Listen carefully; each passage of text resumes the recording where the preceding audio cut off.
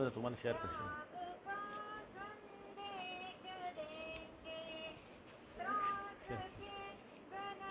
माझा पेज बघ.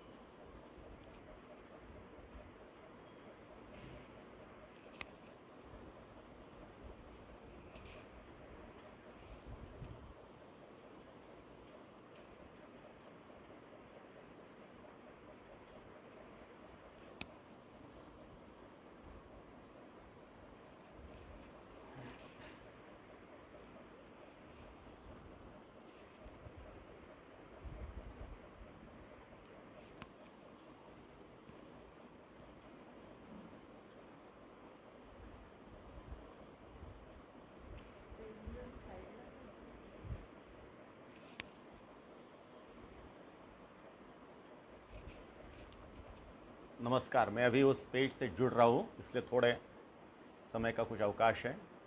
आप बने रहिए.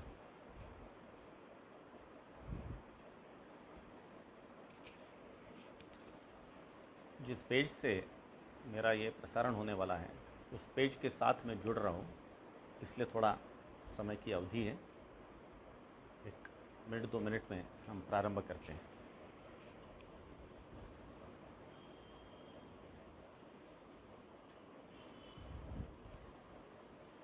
भारतीय ज्ञान परंपरा यहाँ आज का विषय है और इस विषय पे शीघ्र ही जिस पेज से ये प्रसारण होने वाला है उस पेज के साथ में जुड़ने जा रहा हूँ.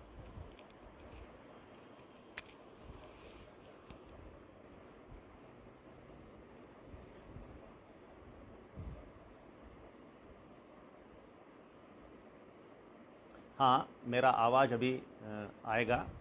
मैं जिस पेज के साथ मेरा प्रसारण होने वाला है उस पेज से मैं जुड़ रहा हूँ, इसलिए अभी थोड़ा समय लग रहा है. 1 आध मिनट का समय होगा, उसके बाद हम सीधे उस पेज के साथ जुड़ सकेंगे.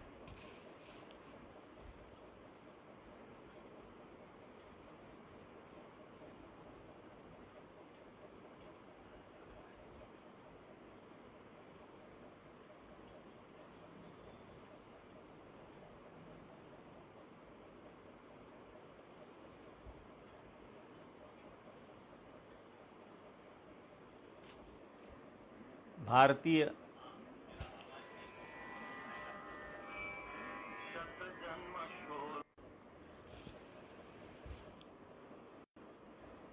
बस प्रारंभ ही हो रहा है, 1 मिनट भर की देरी है.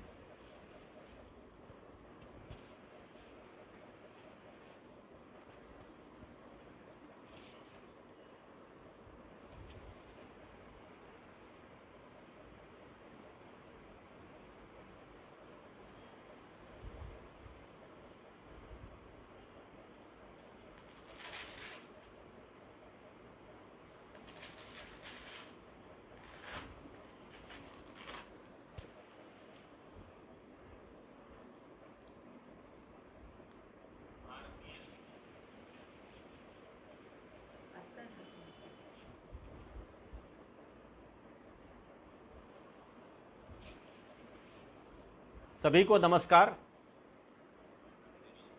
भारतीय ज्ञान परंपरा इस विषय पर आज मध्य प्रदेश भाजपा का जो स्वाध्याय मंडल है, उस स्वाध्याय मंडल पर माननीय अनिल सप्रे जी के अनुरोध पर मैं आप सबसे बात कर रहा हूं। एक बहुत अच्छी परंपरा मध्य प्रदेश भाजपा ने प्रारंभ की है।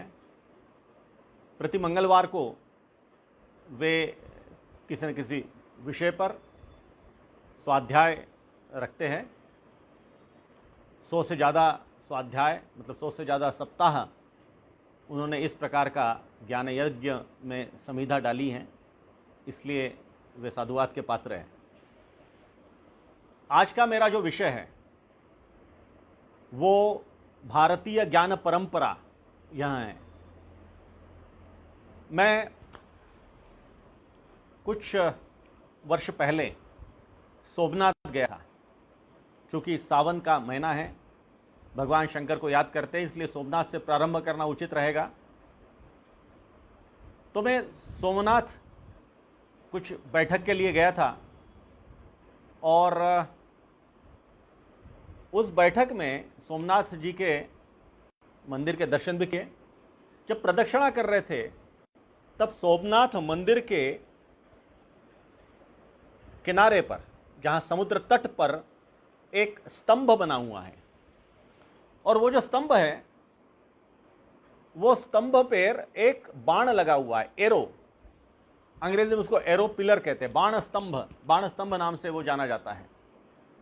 और बाण का जो अग्रभाग है वह समुद्र की ओर है, और उस पर लिखा है आ समुद्रांत दक्षिण ध्रुव पर्यंत अबाधित ज्योतिर्मार्ग।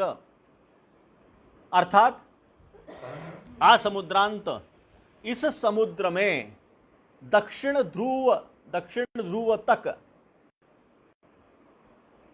जहां तक प्रकाश की किरणें जाएंगी, अबाधित, बाधा जहां नहीं है, ज्योतिर्मार्ग, प्रकाश का मार्ग है। इसका मतलब है उस स्थान से, सोमनाथ के मंदिर के उस स्थान से अगर सीधी रेखा में प्रकाश की किरण अगर जाती है तो बीच में कोई भी बाधा नहीं आएगी। कहां तक? तो दक्षिण ध्रुव पर्यंत, दक्षिण ध्रुव तक, अंटार्कटिका तक। अब जब मैंने वो श्लोक पहले पढ़ा, अर्थ उसका ध्यान में नहीं आया, लेकिन जब ध्यान में आया, किसी ने बताया इसका अर्थ क्या है, आ समुद्रांत दक्षिण ध्रुव पर्यंत अबाधित ज्योतिर्मार्ग, तो वास्तव में मेरा सर घूम गया। मैं समझ में नहीं आया कि यह ज्ञान कैसे प्राप्त हुआ। फिर मैंने वहां से पूछताछ प्रारंभ की, यह बाण स्तंभ कब का है? तो कहते बहुत प्राचीन है। वहां के लोग कहते हैं कि मंदिर के समय से ही वो बाण स्तंभ है।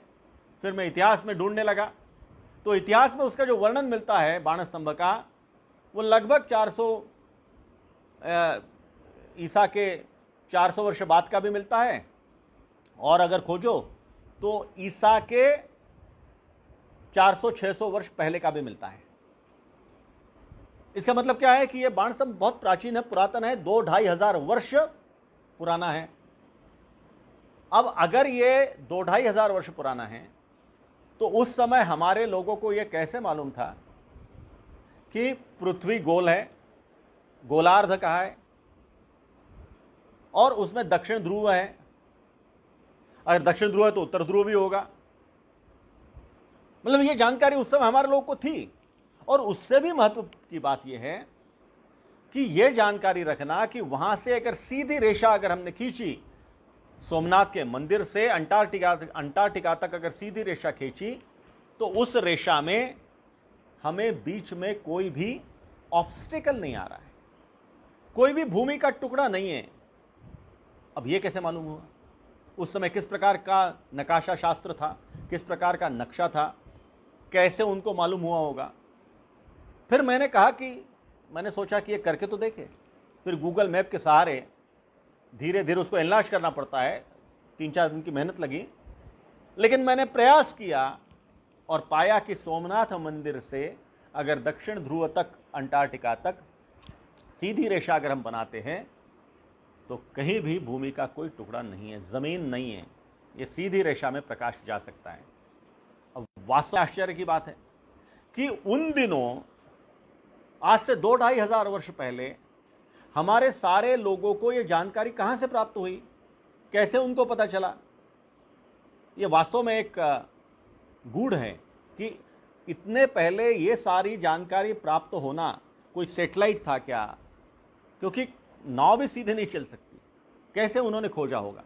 फिर दूसरा प्रश्न और भी मन में आया कि क्या सोमनाथ के मंदिर से सीधी रेखा अंटार्कटिका तक जाती है, बीच में कुछ बाधाएं नहीं है, या अंटार्कटिका से यानी दक्षिण ध्रुव से भारत के किनारे तक, जहां पर बिना बाधा के जो सीधी रेखा जहां पर आकर गिरती है, उस स्थान पर सोमनाथ पर और पहला ज्योतिर्लिंग बनाया गया।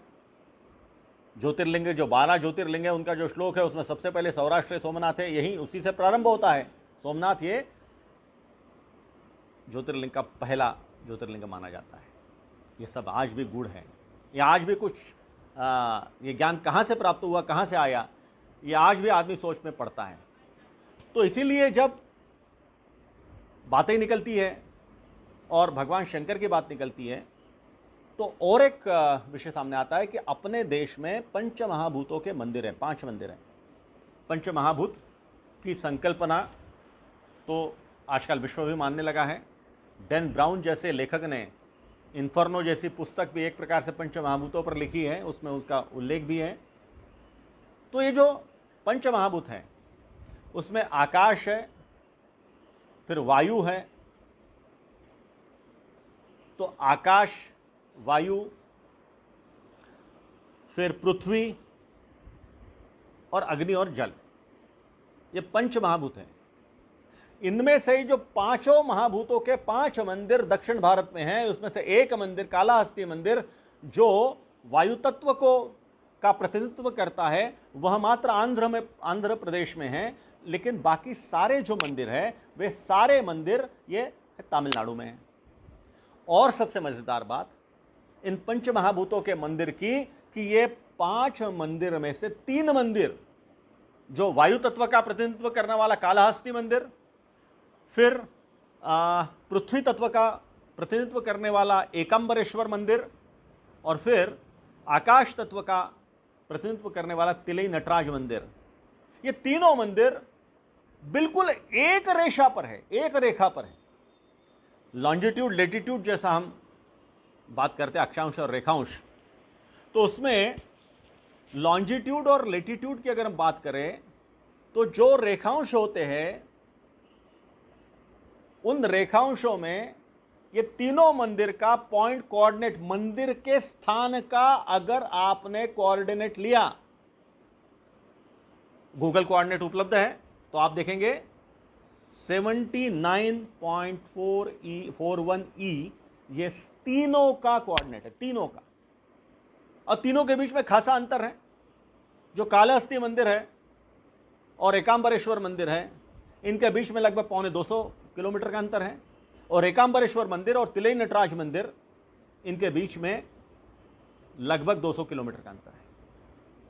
मतलब पहले और तीसरे मंदिर के बीच में लगभग 350 से 450 किलोमीटर का अंतर है।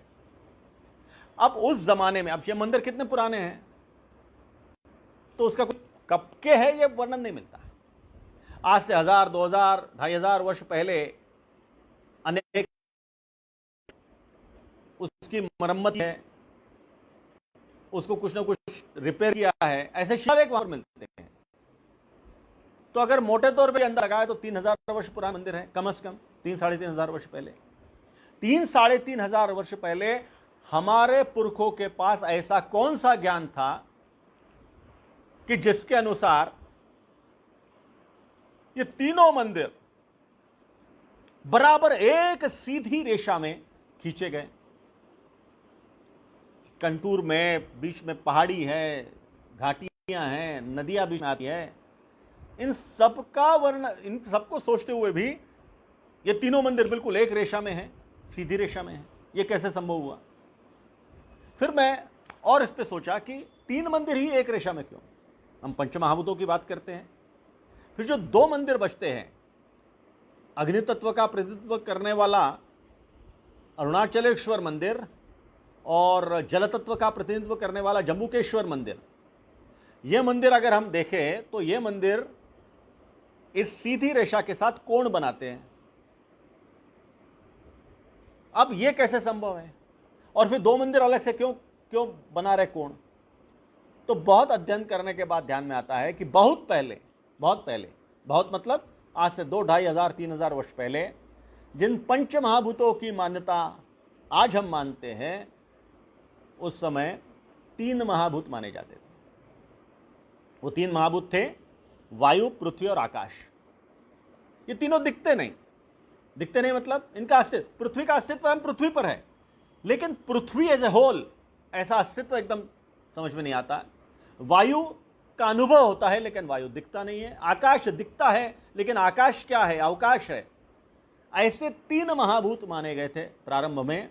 शायद इसलिए इन 3 महाभूतों के मंदिर एक लाइन पर है, एक रेखा पर है, और जो 2 मंदिर और जो 2 महाभूत बाद में इसमें जोड़े गए, अग्नि और जल, जो दिखते हैं, जो अनुभव होते हैं, जिन्हें समझ सकते हैं,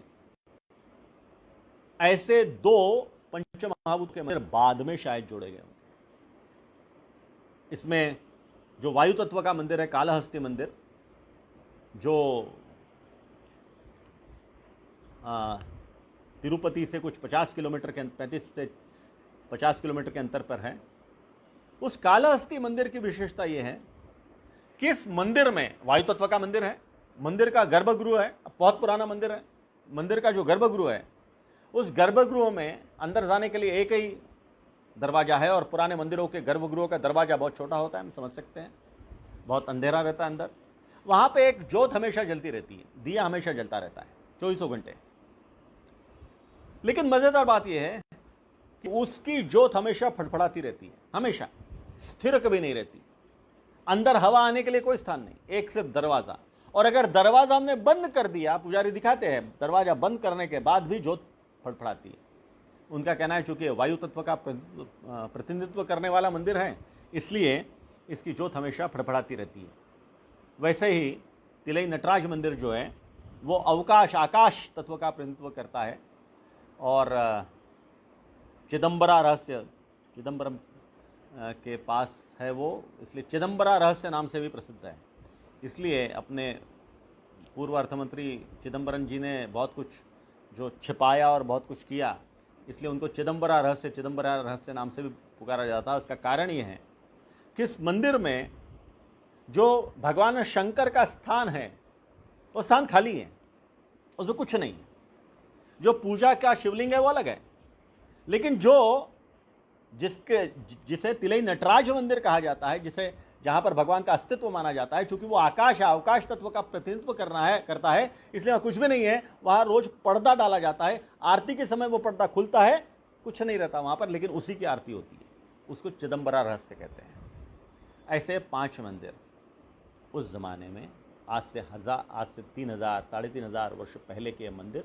इन मंदिरों को इस प्रकार की रचना, मतलब कई बार ऐसा लगता है कि हमारे पुरखों ने एक विशाल भूभाग पर, एक विशाल पट पर एक ऐसी भूमितीय रचना इन मंदिरों के माध्यम से की है जिसका अर्थ हम समझ नहीं पा रहे हैं। कुछ तो भी अर्थ उसमें होगा।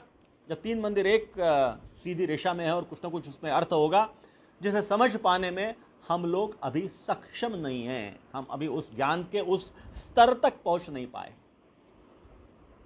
इसलिए जब हम देखते हैं कि हमारे पुरखों के पास इस प्रकार का ज्ञान असीमित था, बहुत ज्यादा था, उस ज्ञान की उस सीमा तक भी हम पहुंच नहीं पाए। अभी वर्षा के दिन चल रहे हैं, बारिश है,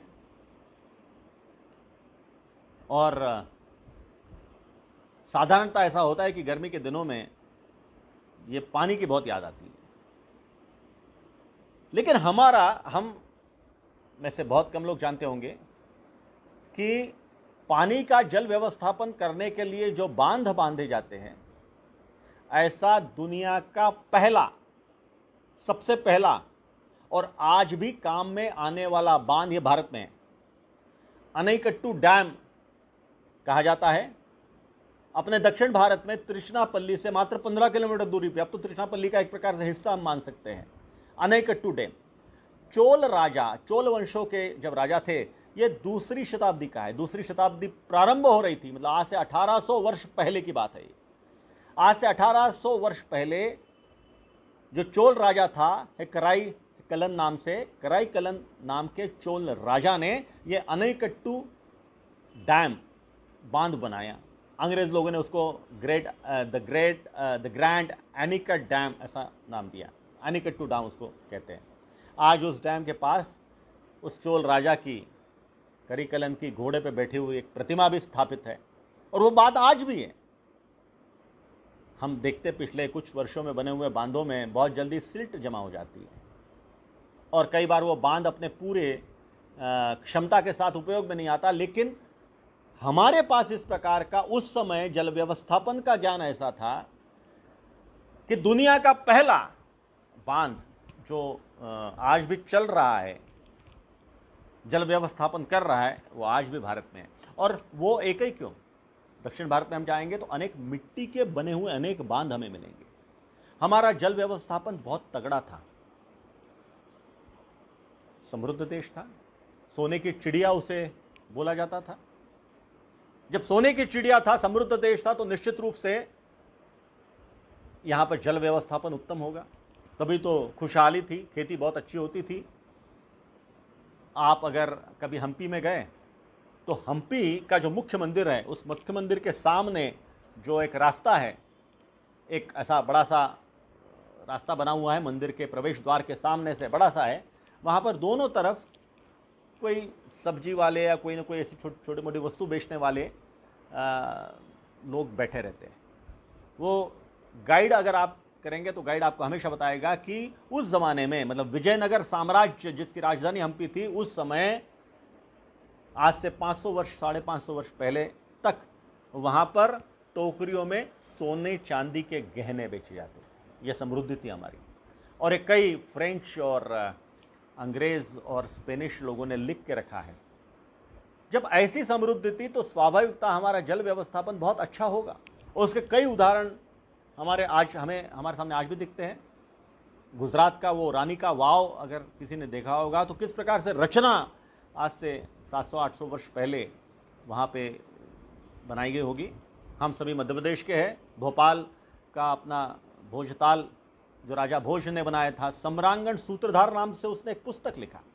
वो पुस्तक संकलन है, लेकिन उस पुराने सारी, मतलब जब वो 1100 ईस्वी सन 1100 में उसने वो तालाब बनाया है, आज से 900 वर्ष पहले लगभग, तो उसके पहले का जो ज्ञान था वो ज्ञान का संकलन करके राजा भोज ने सम्रांगण सूत्रधार नाम का एक बहुत अच्छा उत्तम ग्रंथ लिखा या बनवाया।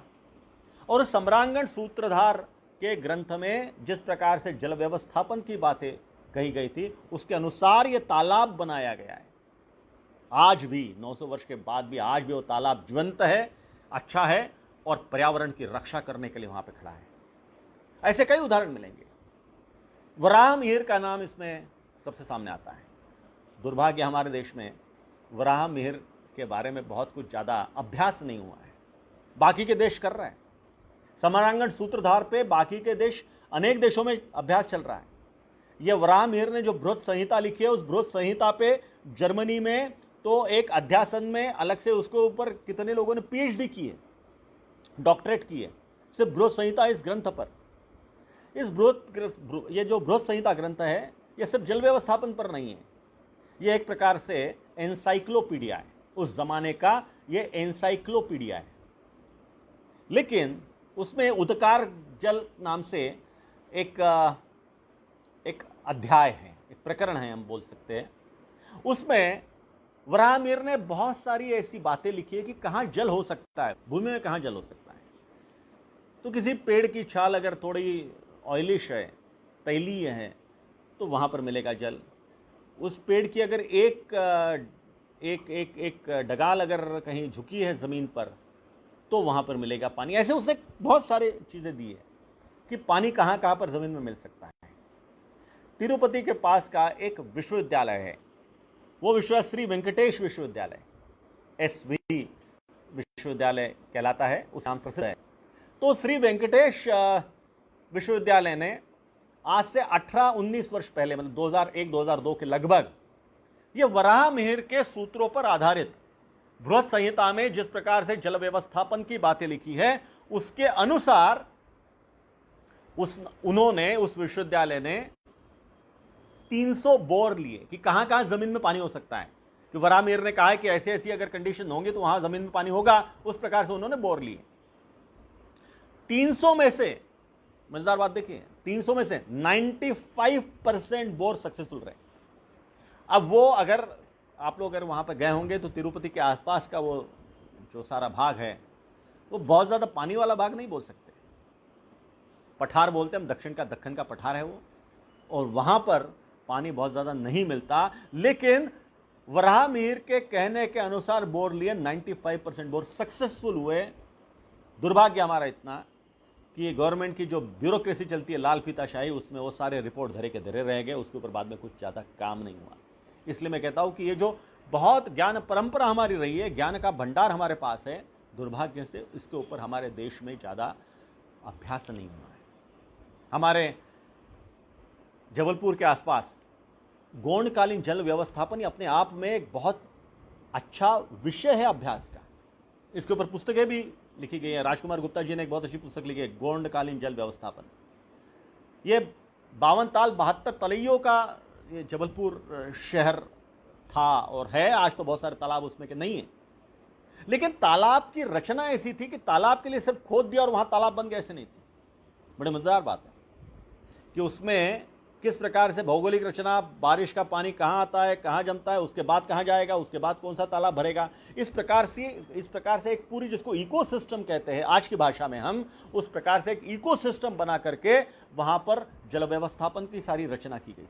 उस जमाने में आप सोचे, उस जमाने में आज से रानी दुर्गावती का भी काल अगर ले ले तो आज से 500 600 450 500 वर्ष पहले के पहले का काल है।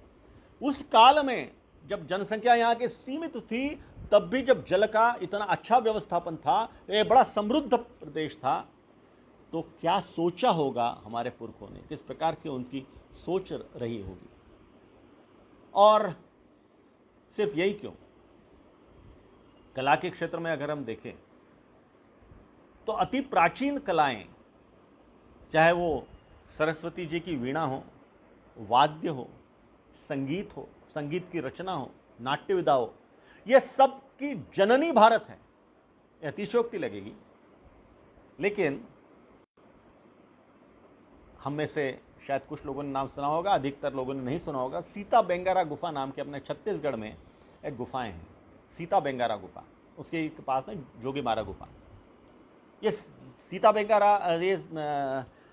बेंगारा जो गुफा है, उसकी विशेषता क्या है?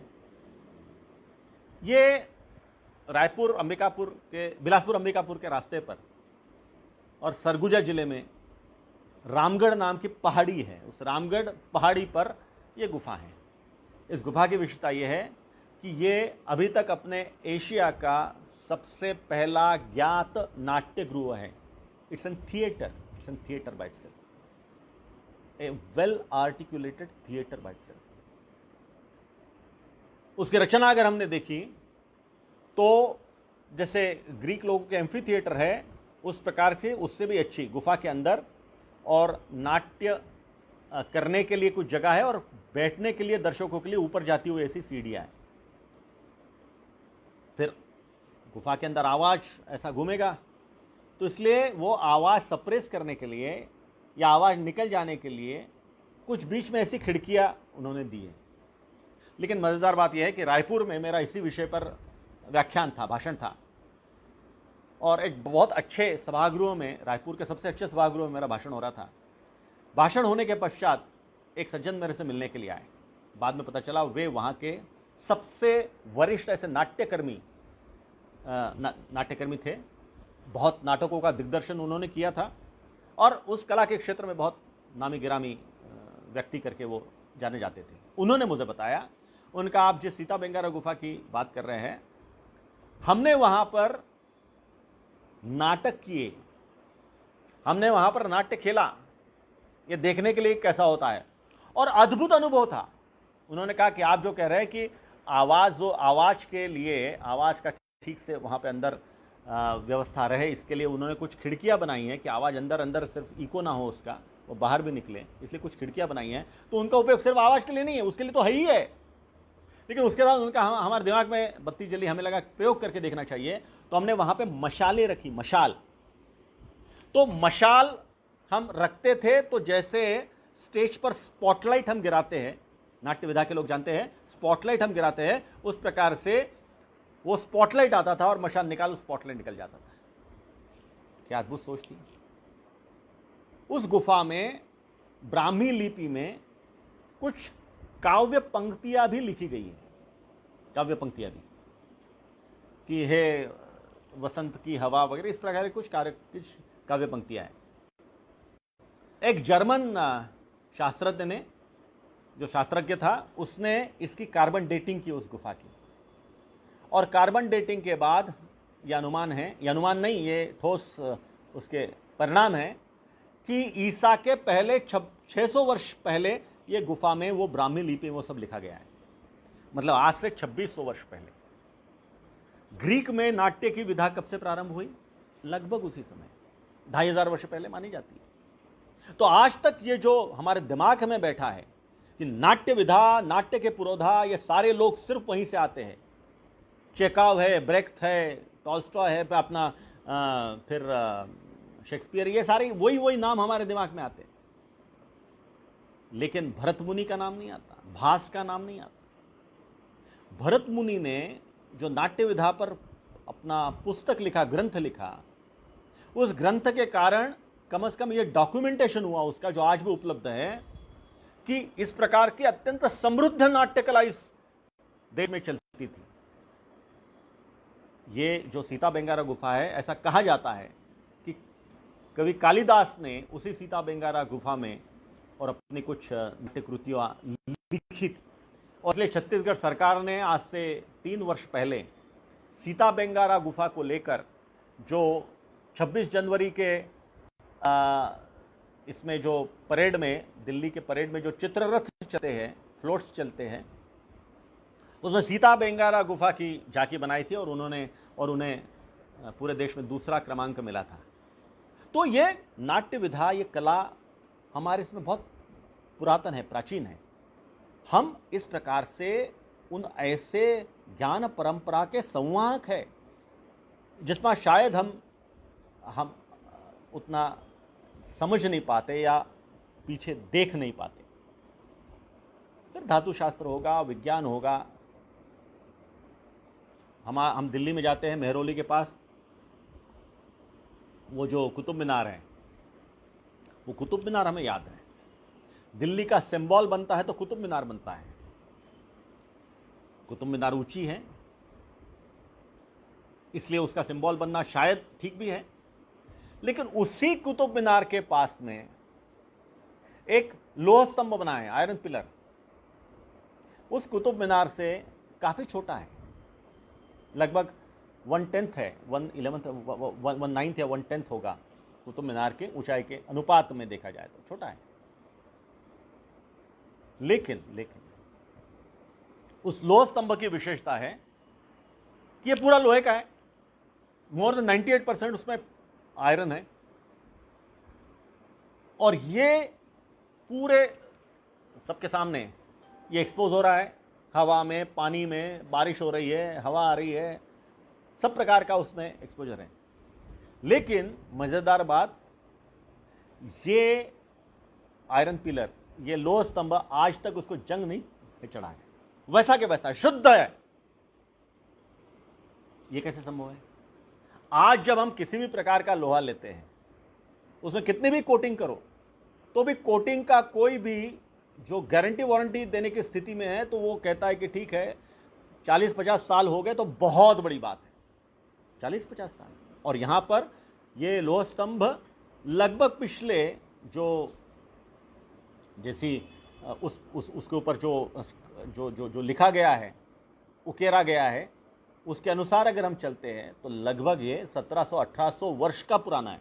मतलब 1700-1800 वर्ष तक ये सब बारिश झेल रहा है, पानी झेल रहा है, धूप देख रहा है, हवा खा रहा है, इसके बाद भी ये शुद्ध है, विशुद्ध है, कोई जंग नहीं खाया है। IIT रुड़की के प्रोफेसर सुब्रमण्यम ने इनके ऊपर बहुत काम किया है, बहुत काम किया है। वे हमेशा, अब तो वो नहीं रहे, पिछले 2-3 वर्ष पहले उनकी मृत्यु हो गई, लेकिन वे हमेशा अपने स्टूडेंट्स की एक बैच लेकर वहाँ पर जाते थे, जो मेटलर्जी के स्टूडेंट्स थे, और उसके ऊपर अध्ययन करते थे। और उन्होंने उनके ऊपर बहुत पेपर्स लेके, आप गूगल करेंगे तो पाएंगे डॉक्टर सुब्रमण्यम के बहुत सारे पेपर ये आयरन पिलर पे, लोह स्तंभ पे है। उनका यह कहना है कि आज भी हम 21वीं शताब्दी में हैं, 2020 में बैठे हैं, लेकिन आज भी मेटलर्जी इतनी विकसित शाखा होने के बाद भी हम उस प्रकार का लोहा नहीं बना पाए हैं, ना ही उस प्रकार की कोटिंग हम बना पाए हैं। हमें आज तक नहीं मालूम है कि इस प्रकार का विशुद्ध लोहा या इस प्रकार का जंग न चढ़ने वाला लोहा कैसे बना होगा। मेहरौली का कुतुब मीनार के पास का लोह स्तंभ अपवाद नहीं है। राजा नाल का टिला में भी मिला, मल्हार करके छत्तीसगढ़ में है, वहां भी मिला, बंगाल में मिला। ऐसे छोटे छोटे उसकी प्रतिकृतियां कई जगह मिली है, जहां पर आज भी वो लोहा, ये परिष्कृत अवस्था में बिना जंग खाया हुआ लोहा आज भी वहां मिलता है। ये कहां से आया? ये आज इतनी सारी सुविधाएं, संसाधन हमारे पास होने के बाद भी अगर हम उसको खोज नहीं सकते, निकाल नहीं सकते, तो उस समय हमारे पुरखों के पास ये ज्ञान कैसे आया होगा? यह वास्तव में सोचने जैसी बात है। हम बहुत समृद्ध थे। प्रोफेसर अंगस मेडिसिन नाम के एक बहुत बड़े अर्थशास्त्री हो गए, मूलतः ब्रिटेन के थे, लेकिन लगभग उनका सारा जीवन ये नीदरलैंड में, हॉलैंड में गया, और हॉलैंड के ही एक विश्वविद्यालय में ये अर्थशास्त्र के डीन रहे हैं। प्रोफेसर अंगस मेडिसिन ने कुछ पुस्तकें लिखी है, the millennium perspective of economy वगैरह, ऐसी कुछ पुस्तकें उनकी, जो पूरे विश्व भर में मान्य हैं। प्रोफेसर अंगस मेडिसिन ने अपने पुस्तकों में सब प्रमाण यह सिद्ध करके दिया है कि किसी जमाने में भारत यह व्यापार में सर्वश्रेष्ठ था। आंकड़ों के साथ उन्होंने दिया है कि इन द ईयर 1000, सन 1000 में, मतलब आज से 1000 साल पहले, पूरे विश्व व्यापार में भारत का हिस्सा यहां 29.4% था, लगभग 30%, लगभग 1/3 के आसपास था। अफसोस थे। आज चीन, जिसका विश्व व्यापार में 14.4% हिस्सा है, हमारा उस समय सारे विश्व के व्यापार में 29.4% का हिस्सा था। हम बहुत समृद्ध थे, ताकतवर थे, हमारे जहाज सारी दुनिया में जाते थे, प्रमाण है, मेक्सिको तक जाते थे। दुर्भाग्य है कि आज भी हम मानते हैं कि वास्को डी गामा ने भारत की खोज की। दुर्भाग्य से हमारे स्कूलों में यही पढ़ाया आज भी जाता है कि वास्को डी गामा ने भारत की खोज की। ये वास्को डी गामा भारत को ढूंढते ढूंढते झांझीबार तक आया, अफ्रीका के झांझीबार तक आया। झांझीबार के आगे उसको रास्ता नहीं मालूम था, तो वहां के लोगों ने बताया कि अरे भारत का एक व्यापारी यहां पर आया है, उस व्यापारी का नाम था चंदन। वो व्यापारी वहां पर बैठा, उससे मिल लो, वो बताएगा तुमको भारत का रास्ता कहां है। ये दुभाषिए के माध्यम से उससे मिला। वो चंदन नाम के व्यापारी ने कहा, हाँ ठीक है, मैं जा ही रहा हूं, परसों निकलूंगा, मेरे पीछे पीछे आ जाओ। वो देखता रह गया, उसका जो जहाज था, वो जहाज वास्को डी गामा के जहाज की तुलना में 3 गुना बड़ा था।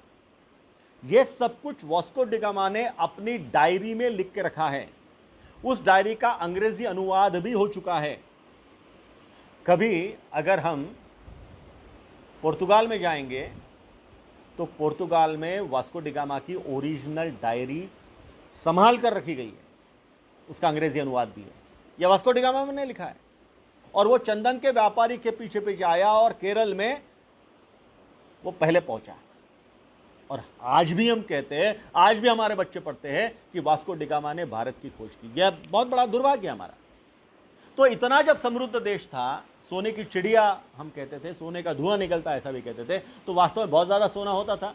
मैंने अभी हम्पी का उदाहरण आपको बताया कि सारे बाहर के लोगों ने, जो भी यहां पर घूमने आए, सबने लिख कर रखा है कि भारत में तो हम्पी के रास्तों पे सोना ऐसा बिकता था जैसे कोई फूल पत्ती हो। तो बहुत सोना था।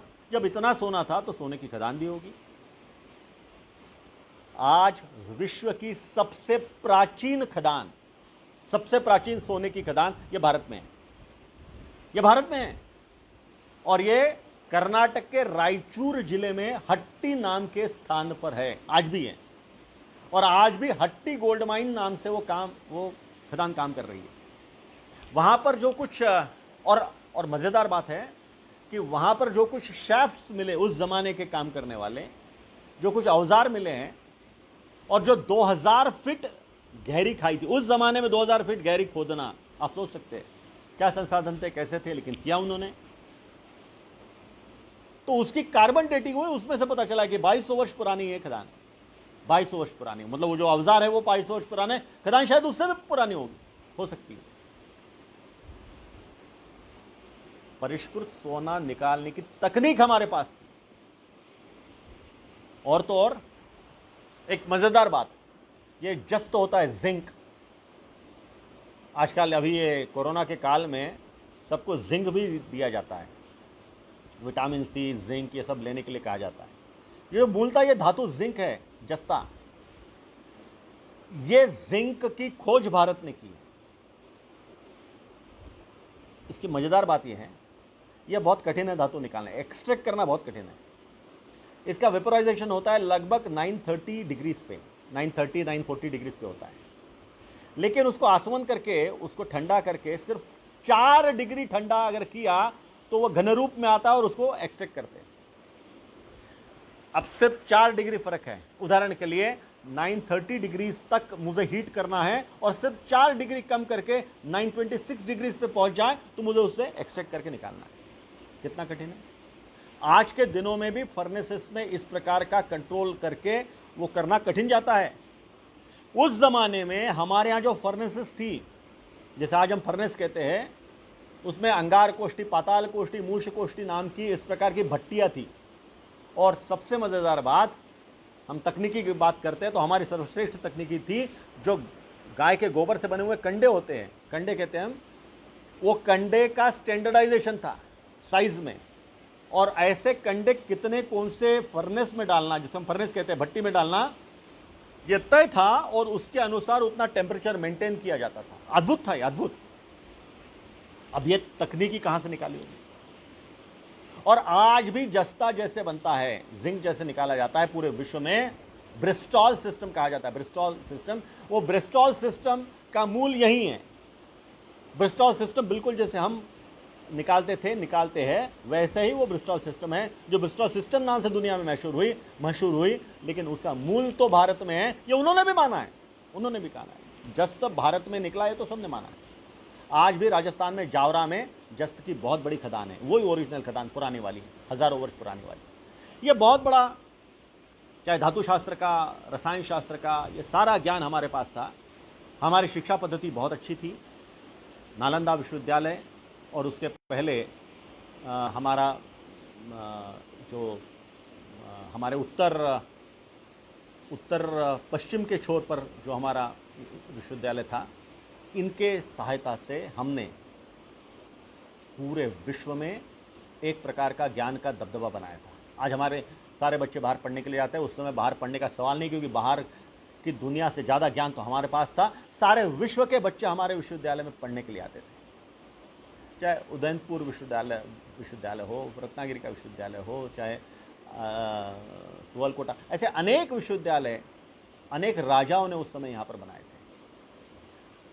जो ज्ञात इतिहास है उसमें ईसा के 600-700 वर्ष पहले से लेकर तो इस्लामी आक्रांता बख्तियार खिलजी ने जब नालंदा को ध्वस्त किया, तो बख्तियार खिलजी के सन 1193 में नालंदा विश्वविद्यालय को ध्वस्त करने तक का यह सारा समय था, यह भारत की ज्ञान परंपरा का उज्जवल समय था, सुवर्ण समय था। यह पूरा कालखंड है, 1.5-2 हजार वर्ष का कालखंड पूरे दुनिया को भारत ने ज्ञान दिया है।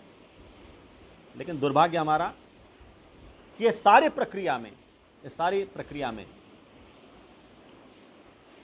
हम ठीक से, या ये कहे कि बाद में कुछ हमारे ऊपर इस प्रकार की अंग्रेजियत, जिसको कॉलोनाइजिंग माइंड कहते हैं, ये कॉलोनाइजेशन इतना ज़्यादा बढ़ गया, हमारे मन मस्तिष्क पर इतना आ गया कि हमारा कुछ अच्छा था, ये हमने मानना ही छोड़ दिया। आज जिस चीन के साथ हमारे संबंध बिगड़ते जा रहे हैं। चीन जिस प्रकार से सारे दुनिया को बर्बाद करने में तुला है, चाहे वो कोरोना वायरस कोविड-19 का प्रश्न है या फिर अपनी दादागिरी करके अर्थव्यवस्था चौपट करने की बात है सारे विश्व में उसकी। किसी जमाने वो चीन भारत का बहुत चाहता था। बौद्ध धर्म भारत से चीन में गया, और सिर्फ बौद्ध धर्म क्यों, हिंदू देव देवताओं की मूर्ति को वहां बहुत ज्यादा मान्यता थी, बहुत ज्यादा लोगों की चाहत थी। तो सन 1100 के समय, सन 1100 का वो समय था जिस समय पूरे दुनिया का सबसे बड़ा प्रार्थना स्थल, अगर कोई पूछे दुनिया का सबसे बड़ा प्रार्थना स्थल कौन सा है, तो वेटिकन नहीं है, वो मक्का मदीना नहीं है, वो कोई बड़ी मस्जिद नहीं है, कोई बड़ा कैथेड्रल, कोई बड़ा चर्च नहीं है। दुनिया का सबसे बड़ा प्रार्थना स्थल ये हिंदू मंदिर है, वो भारत में नहीं है, वो है अंगकोर वाट, कंबोडिया में। तो जिस समय वो अंगकोर वाट बन रहा था, मंदिर बन रहा था, उस समय चीन के राजा ने, चीन का जो तत्कालीन राजा था, उसने पाटन नाम के शहर से, पाटन आज नेपाल में है, उस नेपाल के पाटन से, वो पाटन जो था वो मूर्तिकला के लिए प्रसिद्ध था, वहां से 80 लोगों का एक दल उसने चीन बुलाया। उस दल में बलबाहु नाम का एक युवक था, 18-19 वर्ष का था उस समय जब गया वो। उसका काम चीन को बहुत प्रसिद्ध, चीन के राजा को बहुत अच्छा लगा। चीन के राजा ने उसको अपने कुछ बड़े रजवाड़े महल बनाने के लिए दिए, और वो भी काम बहुत अच्छा लगा। तो उस समय बीजिंग नाम के शहर की रचना, टाउन प्लानिंग उसको जो कहते हैं, वो हो रही थी। राजा बीजिंग शहर ये की बसाहट कर रहा था, तो बीजिंग शहर की बसाहट करने का, प्लानिंग करने का सारा जिम्मा ये बलबाहु को मिला। ये बलबाहु आर्निको नाम से पूरे चीन में प्रसिद्ध हुआ। आज चीन की जो पहचान है, उतरते छपरों वाले जो मकान हैं, जिसके कारण चीन पहचाना जाता है सारे विश्व में, वो आर्किटेक्चर, वो उतरते घरों की, उतरते छपरों के जो घरों की रचना, ये बलबाहु की बनाई हुई है, चीन भी मानता है।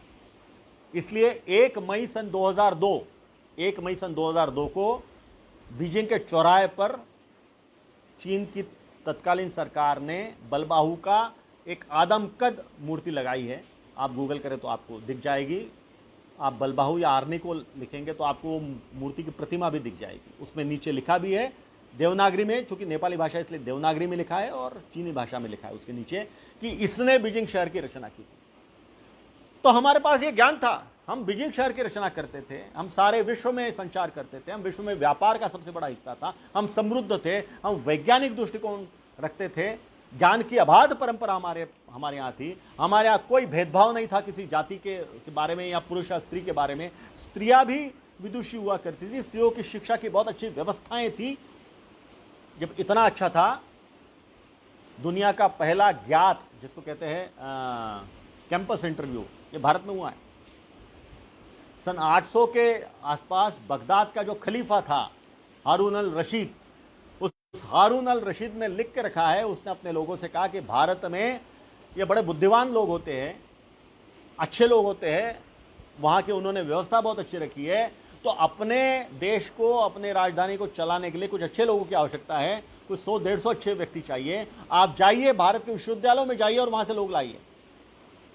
सन 850-860 के लगभग ये इस प्रकार के कैंपस इंटरव्यू भारत में हुए और अपने यहाँ के लोग भी वहां पे गए। ये डॉक्यूमेंटेड है, लिखा गया है। तो ऐसी हमारी वैभवशाली ज्ञान परंपरा दुर्भाग्य से बख्तियार खिलजी और उस प्रकार के बाद में जो मुस्लिम आक्रांता लोग आए, उन्होंने बर्बाद की। अकेला नालंदा विश्वविद्यालय का जो ग्रंथालय था वो जलाने में उनको लगभग 3 महीने लगे, दिन रात एक की, तब 3 महीनों में जला पाए। इतनी ज्यादा ग्रंथ संपदा उस जमाने में थी। 1193 के लगभग वो सारा ग्रंथ भांडार समाप्त हुआ। और सिर्फ वही नहीं तो अनेक विश्वविद्यालय उन्होंने ध्वस्त किए, ज्ञान परंपरा खंडित हुई।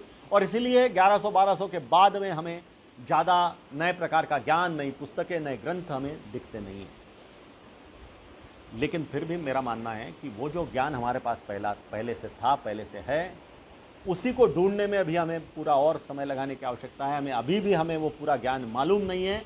ऐसा अद्भुत ज्ञान हमारे पास छिपा हुआ है, उस सब को फिर से खोजना, यही मेरे ख्याल से ज्ञान की खोज है, यही हमारी ज्ञान परंपरा है। आपने भारतीय जनता पार्टी के इस इस प्रकार के स्वाध्याय में आपने मुझे आमंत्रित किया। मैं आपका बहुत बहुत ऋणी हूँ। धन्यवाद। कोई अगर प्रश्न होंगे और मुझे अगर दिख जाए तो मैं उन्हें उत्तर देने का प्रयत्न करता हूँ।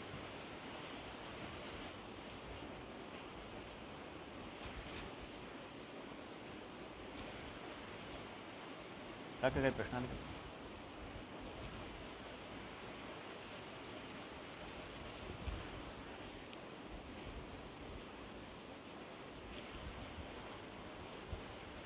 मैं देख रहा हूँ, अगर कुछ प्रश्न मुझे आए होंगे, दिख गए होंगे, तो मैं उन प्रश्नों का उत्तर देने का प्रयास करूंगा।